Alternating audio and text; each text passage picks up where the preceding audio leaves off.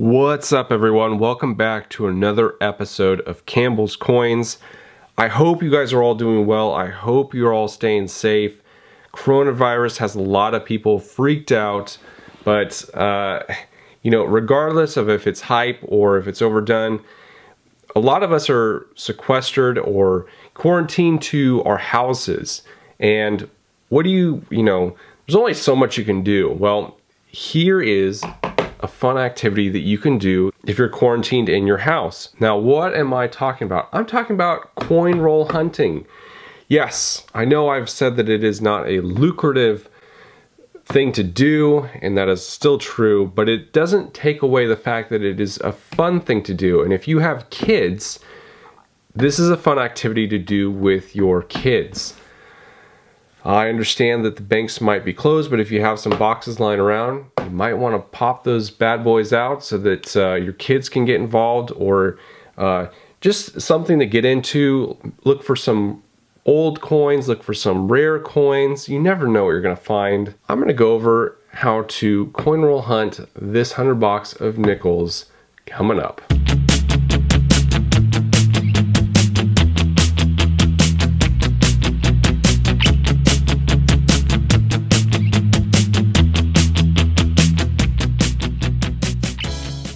As I've mentioned many times before, I do not find coin roll hunting to be a lucrative business.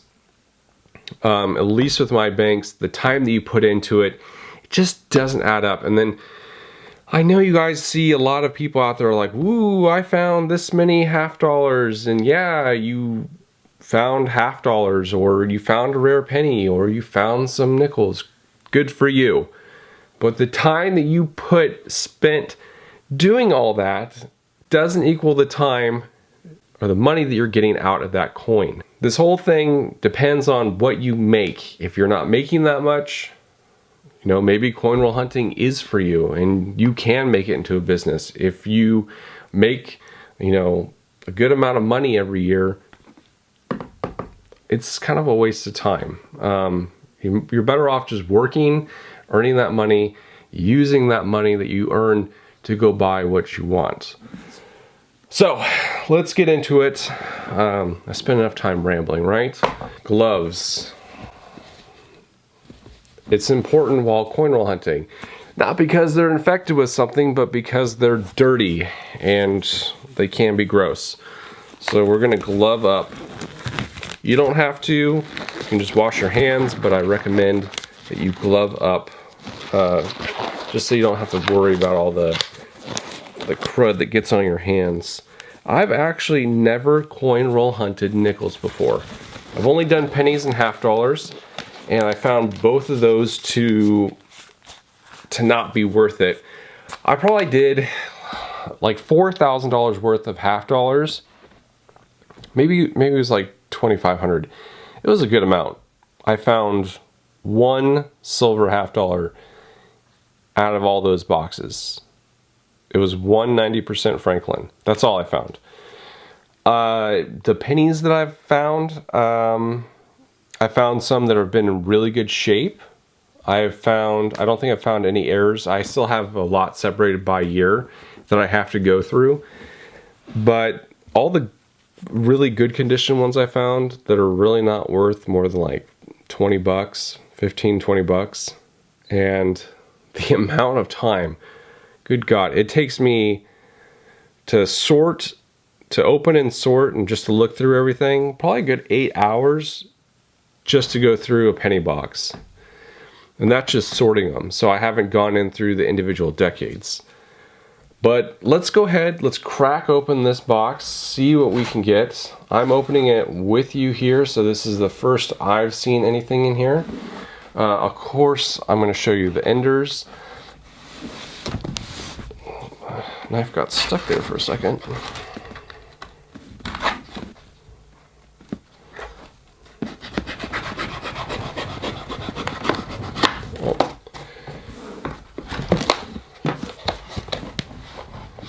So this is how they come in. I just pull out 4 at a time. Let's look at the end, see what we have. I have the wrong lens for this, but scoot this back a little.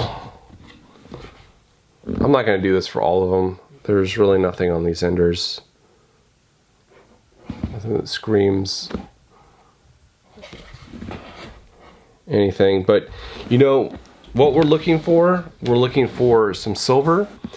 And silver would be nickels minted from 1942 to 1945. And they contain 35% silver. We're looking for full step nickels, and we're also looking for anything that is a buffalo nickel. It's just cool to have those, but if they're in good shape, that could be worth some money. Again, most of the coins that you're going to encounter when you coin roll hunt are not going to be in the greatest of shape. So unless you're coming across a customer dump, or a customer just brought stuff, a customer roll, they just brought stuff to the bank, most of the time you're not really going to find anything. I hate to burst your bubble, but this is a fun activity to do for kids. And if you do have this as your business and you're making money off of it, good for you. But man, I just from what I've done in the last year, no, I didn't find it lucrative one bit.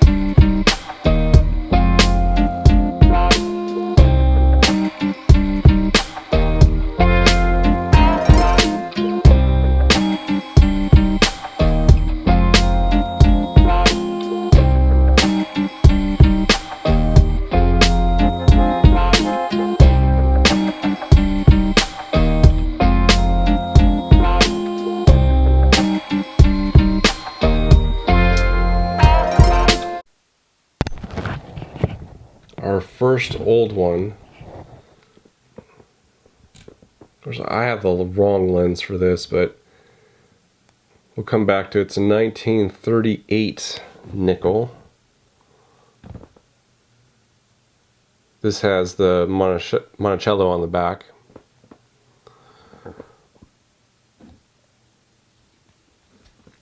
Just set that aside.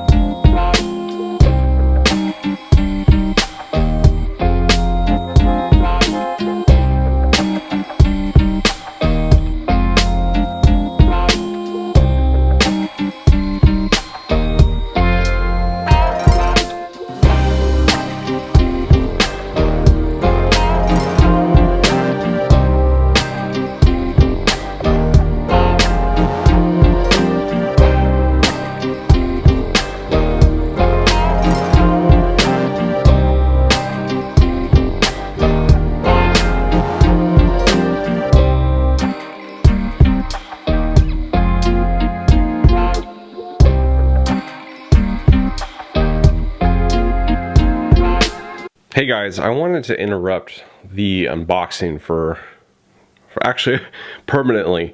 So I just want to tell you guys, I think coin roll hunting is a major scam. And the reason I feel that way is, well, I'll get to that in a second.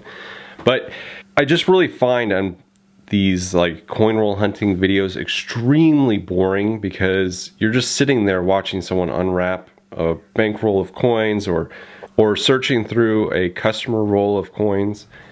And I mean, that stuff is just mind-boggling boring.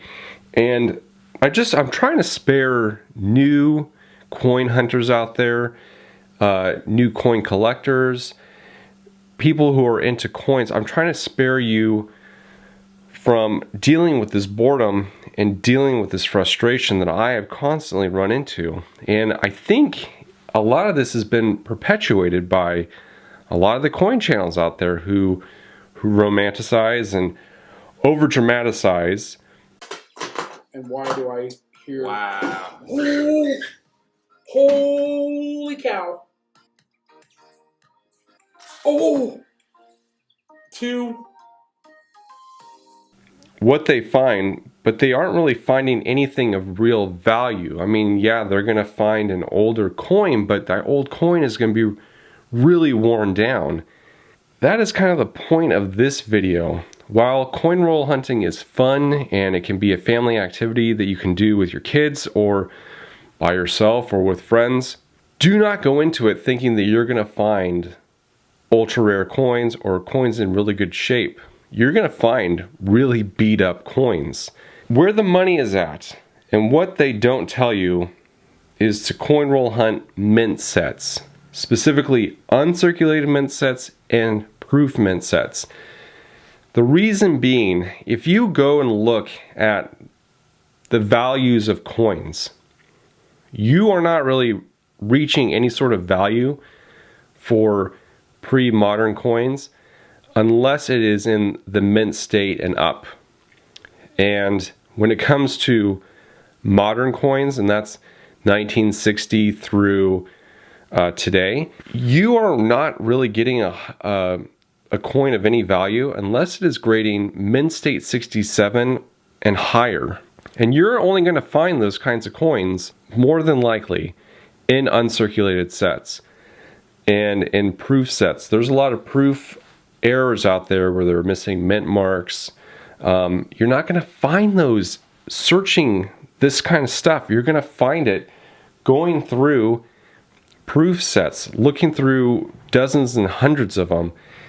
And I'm telling you guys, if you want to save time, if you want to save money, start with those. Don't start coin roll hunting. If you're totally fine with just searching change and maybe you come across something, try your luck at coin roll hunting.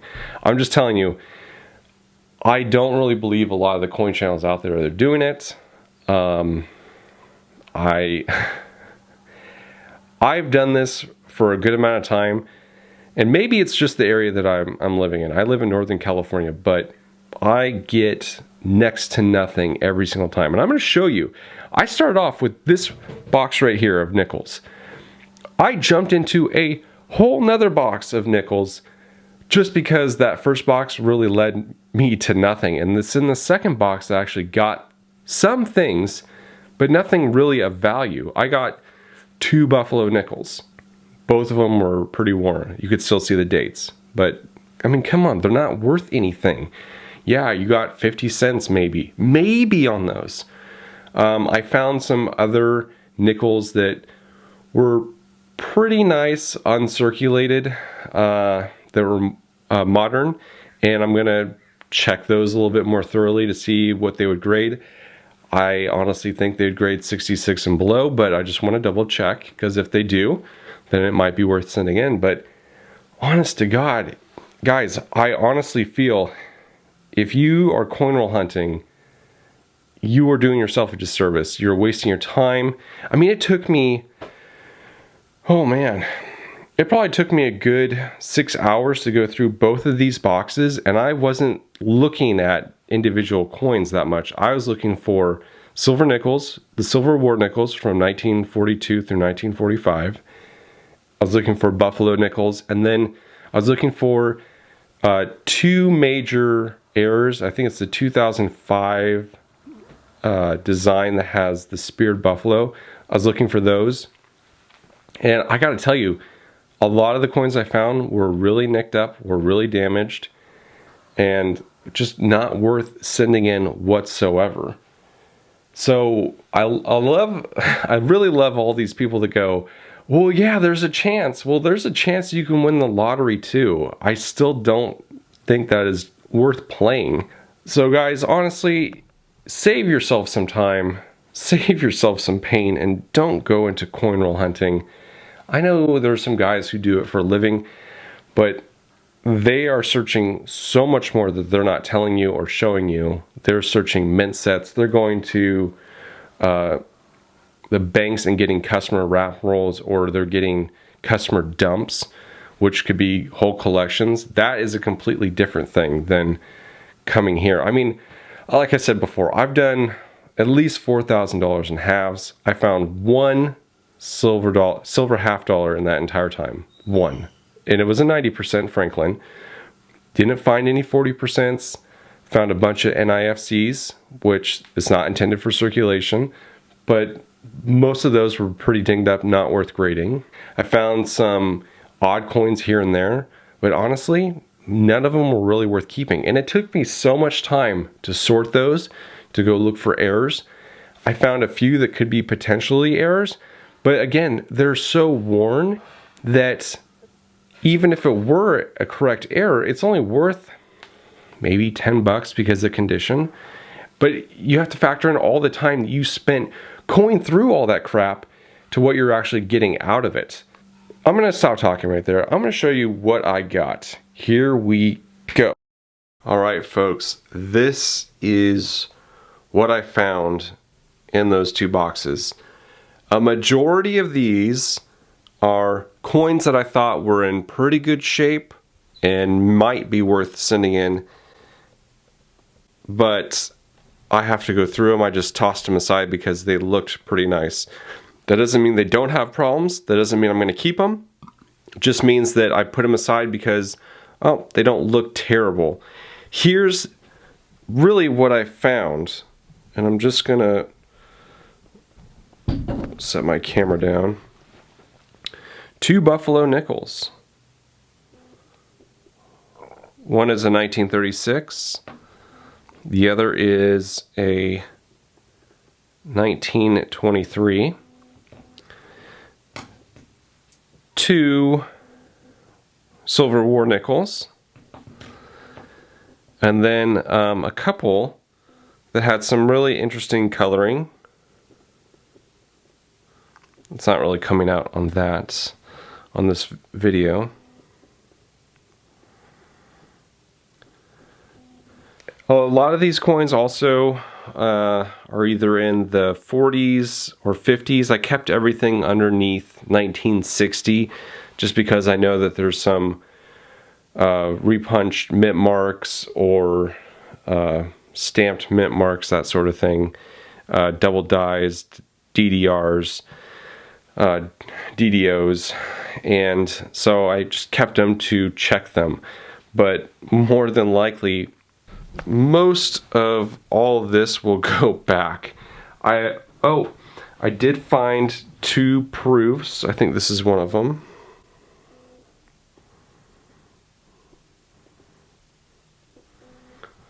So, yeah, wow, 2 proofs out of this whole entire thing. It's just, like I'm trying to tell you guys, it's just not worth it. The amount of time you take to go through everything. And I got maybe $1.20 in silver. I got 2 Buffalo nickels that are fairly worn and have maybe no value beyond 20 cents a piece.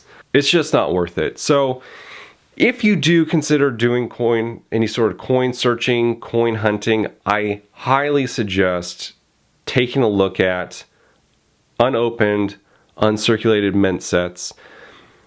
All those coins are going to be uncirculated, so they're going to be in mint state.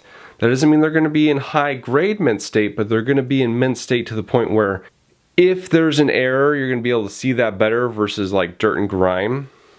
If a coin is worn down and has dirt on it, it's going to be really hard to find or see that double die just because of all the other crap going on. With a cleaner coin or with like a proof coin, it's really pronounced. You can really see those. So stick to uncirculated mint sets and proof sets.